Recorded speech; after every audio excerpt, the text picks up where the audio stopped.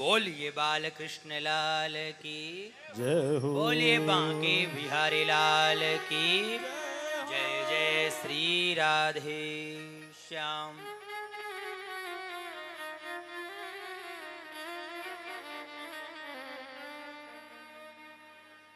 भगवान पिता रात्रिः शरदोत्फुल्लमल्लिका वीक्षरन्तुं मनश्चक्रे योगमायामुपाश्रितः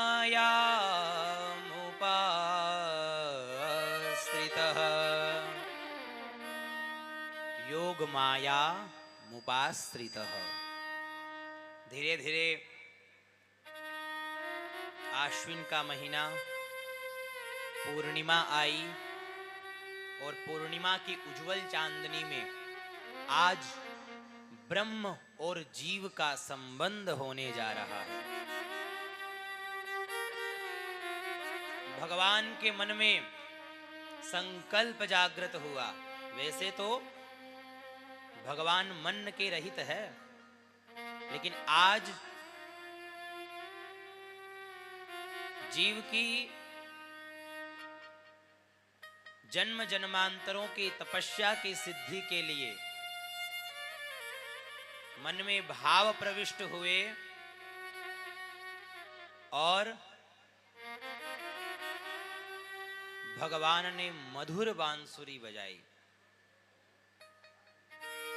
ये प्रवेश है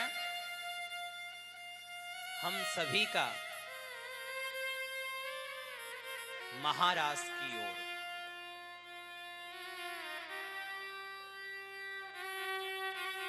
भगवान का आज जीव से संबंध होने जा रहा है, जो कई जन्मों से भगवान को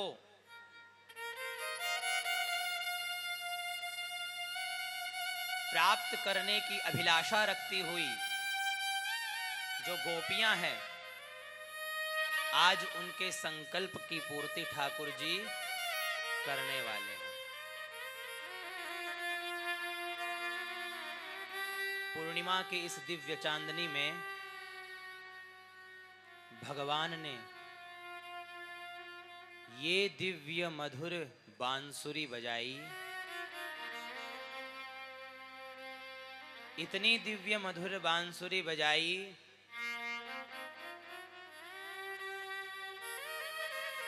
कि गोपियां जिस भी स्थिति में थी सोई प्रभु के सामने उपस्थित होने लगी। मुरलिया मधु की मधुवन में धूम मचाई।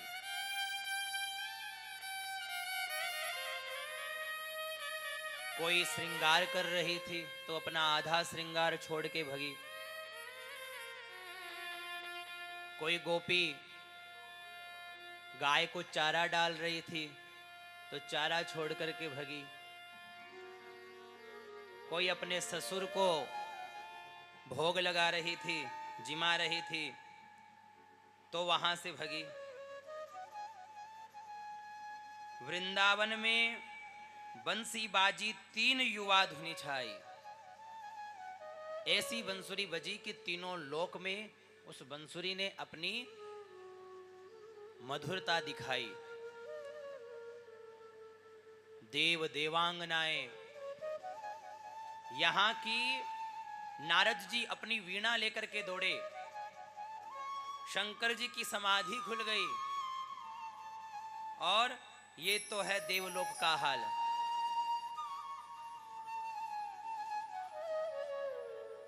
इतनी दिव्य बांसुरी बजी, यानी इस बांसुरी के माध्यम से भगवान ने संपूर्ण जीव को अपनी तरफ आकर्षित किया।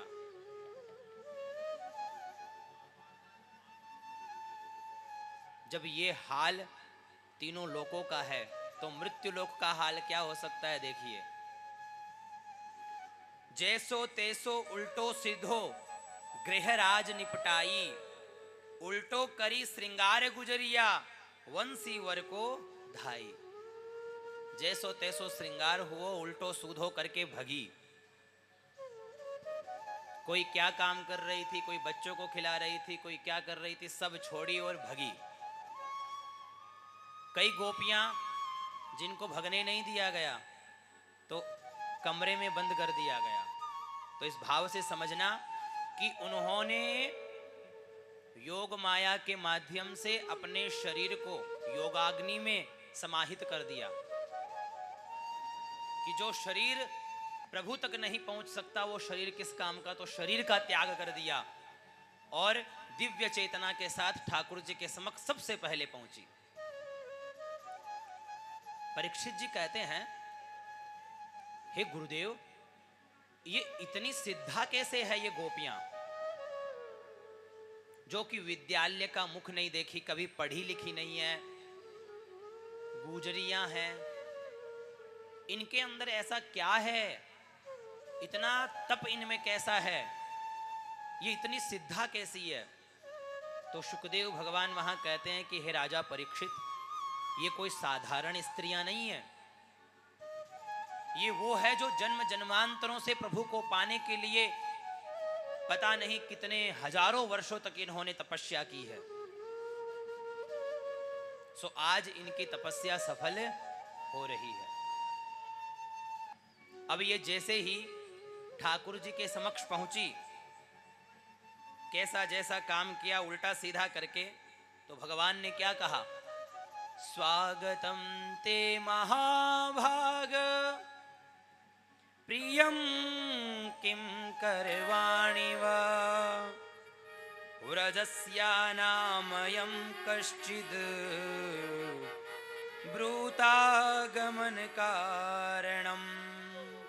हे गोपियों, तुम क्यों आई हो, अपने आने का प्रयोजन बताइए। गोपियां कहती है कि पहले तो बांसुरी बजा करके हमको बुला लिए, अब पूछते हैं कि क्यों आई है। तो ये क्या है, जैसे हम ठाकुर जी को भोग लगाते हैं, ठाकुर जी को हम भात का भोग लगाते हैं। भात किसे कहते हैं, चावल को, है ना, चावल पका करके तो उसको भात कहा जाता है। उसमें हम घी डालते हैं, शक्कर डालते हैं, ठाकुर जी को भोग लगाते हैं। ठीक उसी प्रकार आज इस जीव का संबंध ठाकुर जी से हो रहा है। ये जीव, ये क्या है, भक्त। भक्त और भात में कोई विशेष अंतर नहीं है। ठाकुर जी को आज इसका भोग लग रहा है। कैसे, भक्त जो होता है वो कैसे बनता है और भात कैसे बनता है वो समझिए। धान होता है, धान को कूटा जाता है, उसके ऊपर जो छिलका होता है उस छिलके को उतारा जाता है, फिर उसको आग में पकाया जाता है। और कब तक पकाया जाता है, जब तक कि वो बिल्कुल उसमें जितनी भी कठोरता है वो कठोरता नष्ट ना हो जाए। ऐसा भात हमें अच्छा लगता है जिसमें थोड़ी भी कठोरता हो, हम क्या बोलते हैं, कच्चे चावल है। भात कैसा अच्छा लगता है, जो बिल्कुल पक गया हो। ठीक उसी प्रकार ये भक्त कैसे बनता है, जब ये जीव माया में निर्लिप्त है, माया में चिपका हुआ है। सो इसे घर परिवार की फटकार लगती है, कभी समाज की फटकार लगती है, और कभी कोई सत्संग में आता है तो हमारे जैसे की फटकार लगती है। सो हमारा छिलका उतरता है। ये आपका जो क्रिया हो रही है, क्या हो रही है, छिलका उतारने की। आपके ऊपर माया का पर्दा डला हुआ है और इस माया के पर्दे को हटाने की जो क्रिया है वो की जा रही है। ये माया का पर्दा हटा, यानी धान के ऊपर से छिलका हटा। अब क्या होगा, अब आग में तपना है। जैसे चावल तपता है तो हम आग में कैसे तपेंगे, हम विरह की आग में तपेंगे। हे प्रभु, आप हमें कब मिलेंगे, अब और नहीं रहा जाता, आप कब मिलेंगे। जैसे एक प्रिया प्रीतम के विरह में तड़पती है, जैसे एक मछली जल के बिना तड़पती है, उस विरह की अग्नि में हम तड़पें। और जब तक तड़पें, जब तक जलें, तब तक कि हम पूरे भक्त ना बन जाएं। क्योंकि अगर हमारे अंदर थोड़ा भी अहंकार होगा, ये कठोरता क्या है? ये अहंकार है। कभी धन का अहंकार, कभी कर्म का अहंकार, हमें बहुत सारे अहंकार होते हैं। तो इस विरह की अग्नि में जब हम तड़पते हैं तो भगवान हमारे अनेकों प्रकार के अभिमानों को नष्ट करते हैं। कर्तृत्वाभिमान, देहाभिमान, ज्ञानाभिमान, विद्याभिमान, इन सब अभिमान ये जल करके जब राख हो जाते हैं, तब हम भक्त बन जाते हैं। और जब हमारे अंदर बिल्कुल भी कठोरता नहीं रहती, सो प्रभु उसी क्षण खड़े होकर के हमको हृदय से लगा लेते हैं। तो इतनी द्रव्यता हमारे अंदर आ जाए, इतने हम पक जाएं, तो आज गोपियां जो है पूरी भात बनकर के तैयार है। प्रतिदिन विरह की अग्नि में जलती हुई आज ये पूरी भात बनकर के तैयार हो गई। सोई प्रभु ने इनके ऊपर कृपा की, सोई प्रभु ने इनके ऊपर कृपा की और दिव्य रास प्रारंभ हुआ। अब देखिए, रास तो प्रारंभ हुआ, लेकिन एक सबसे बड़ी गलती हो गई। और वो क्या हुई? इन गोपियों को अभिमान हो गया कि जो ब्रह्मांड का स्वामी है वो आज हमारे सामने ठुमक ठुमक करके नाच रहा है। जो ही अभिमान हुआ, भगवान तुरंत गायब हो गए। क्योंकि जहां अभिमान आ गया वहां भगवान नहीं टिकते। अब सारी गोपियां हजारों लाखों गोपियां हैं, ब्रजमंडल से ही नहीं, तीनों लोकों की जो दिव्य महापुरुष है वो आज गोपी स्वरूप में है। सबके सब विरह अग्नि में जल रहे हैं और भगवान कहां गए? उनको खोजते हुए एक दिव्य गीत प्रकट करते हैं। भगवान कहां गए? इस विषय में वो भगवान के पूर्व जितने भी जन्म हुए, उन जन्मों का जो प्रसंग है उसको प्रतिपादित कर दिया कि रामावतार में भगवान ने ये किया, कृष्णावतार में भगवान ने ये किया। आंखों से रोती जा रही है, भगवान को पुकारती जा रही है। चलते चलते एक गोपी के चिन्ह और भगवान के चरण कमलों के चिन्ह मिले, तो सारी गोपियां उनका अनुसरण करती हुई आगे तक गई। तो वहां पर गोपी के चिन्ह भी चले गए, केवल भगवान के चिन्ह। सो गोपियों ने ये इशारा किया कि यहां भगवान किसी विशेष गोपी के साथ आए, और यहां भगवान उसे कंधे पे बिठा के लेके गए, तभी भगवान के अकेले के चरण चिन्ह हैं। सो आगे गए तो जो प्रधान गोपी है, कौन? हमारी किशोरी जी राधे रानी, वो बैठी हुई थी।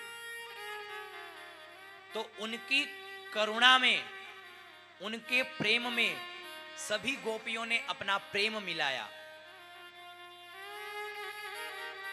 और यमुना के तट पर खड़े होकर के प्रभु को एक स्वर में पुकारा, जिसे कहा गया गोपी गीत। ये गोपी गीत इतना दिव्य है और इस भागवत का प्राण है। तो आइए इस गोपी गीत के माध्यम से हम भी प्रभु को पुकारते हैं। जितने भी हमारे मन में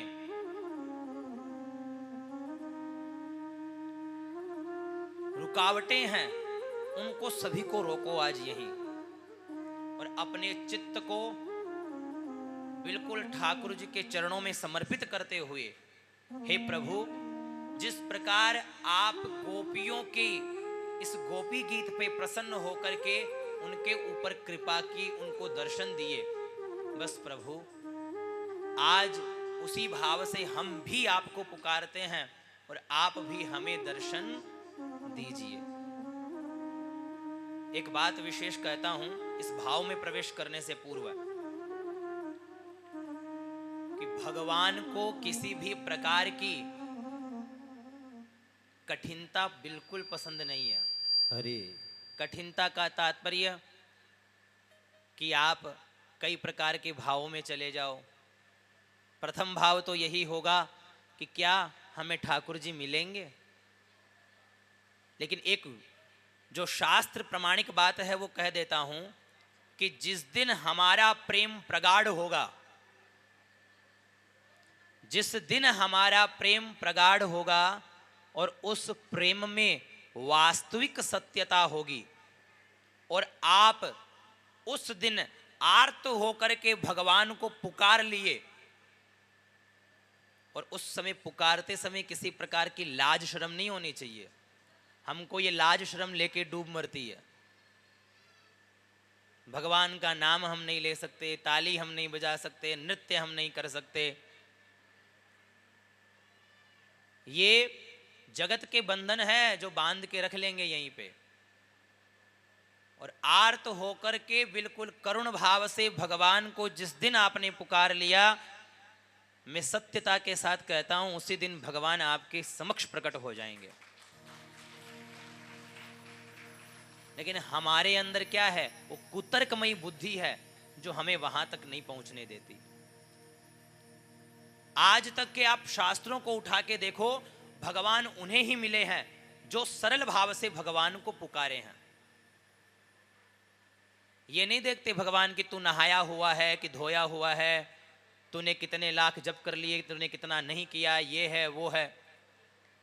आपका भाव कितना प्रबल है, आपकी भक्ति कितनी पुष्ट है, आप किस प्रकार भाव को पुकार रहे हैं, प्रभु को पुकार रहे हैं, वो विशेष है। हम पुकारते हैं प्रभु हमारे टाबर हो जावे, हमारे गोडा को दर्द सही हो जावे, हमारा बुखार सही हो जावे, मन 2 रुपया मिल जावे। सांसारिक वस्तुओं का हम प्रभु से याचना करेंगे तो वही प्रदान होगी, लेकिन जिस दिन हमने प्रभु को ही प्राप्त कर लिया तो फिर कुछ और प्राप्त करने की आवश्यकता नहीं होगी। आइए इस गोपी गीत में प्रवेश करते हैं और भगवान को आर्त होकर के पुकारते हैं। हे माधव, हम जैसे भी हैं आपके हैं। मानते हैं हमने जन्म जन्मांतरों में अनेकों प्रकार के पाप किए, क्योंकि ये पाप करना भी इस शरीर का एक स्वभाव है। लेकिन आज जो भी हो प्रभु, आज हम आपको आर्त होकर के पुकार रहे हैं। हे प्रभु, आप हमें दर्शन दीजिए। हे प्रभु, आप हमारे पे कृपा कीजिए। हम जैसे भी हैं हम आपके हैं। ये सच्चे भाव के साथ आइए सब मिलकर के प्रभु को पुकारते हैं।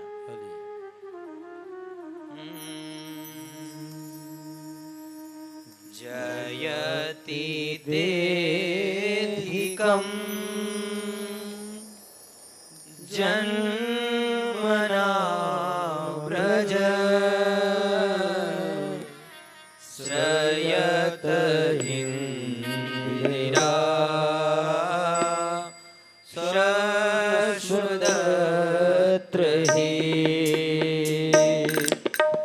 जयति तेधिकं